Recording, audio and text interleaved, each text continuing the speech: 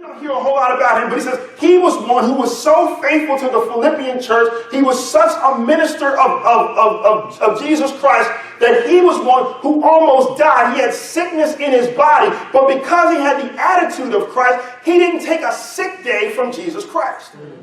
He didn't say, well, I have the sniffles today, I don't feel good.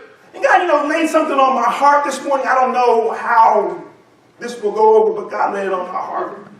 It's interesting to me how at times we can find sickness, we can find reason, and we can say, I'm going to take a day off from church so I can get ready, so I can be ready for work tomorrow. We get one day, one opportunity out of the whole week to come together as a church family, but that seems to be the easiest day, the day we find the most convenience in saying, oh, I have the sniffles today. If I go to church, maybe I'll be too tired for work tomorrow. But that wasn't this guy here. He said, I'm almost to the point of death.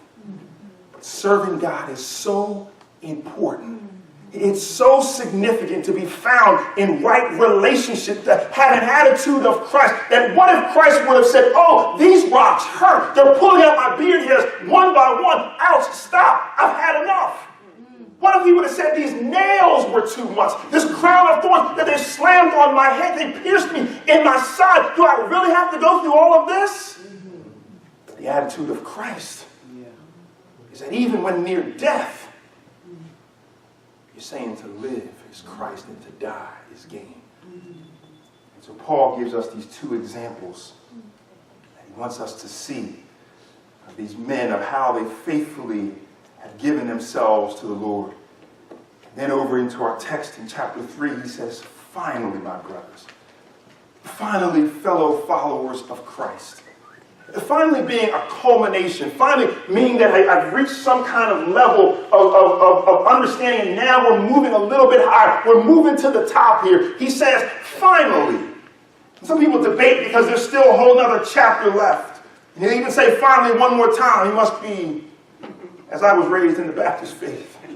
I got to close out a message 5 times by saying I'm going to my seat, Sister Blake. But Paul says, finally, the fellow heirs of Christ with me. He says, this is what I need you to do. Rejoice in the Lord. Now, he's still in prison. He's still facing the likelihood of death, maybe even by beheading, but yet he finds it in himself. He finds the strength to say, with all that I'm facing, with all that I'm experiencing, and all of my lack of comfort, with all that is aimed against me and all that could be, he says, rejoice in the Lord. Yeah. I spent some time on that this week.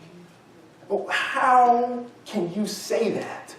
How can we rejoice in what we are experiencing?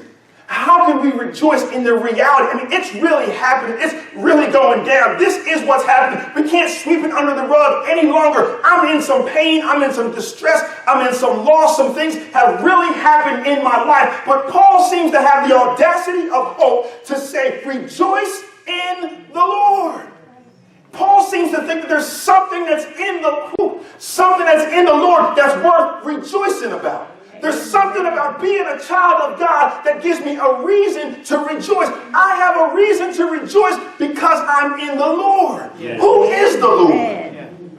He's the Lord strong and mighty. Yeah.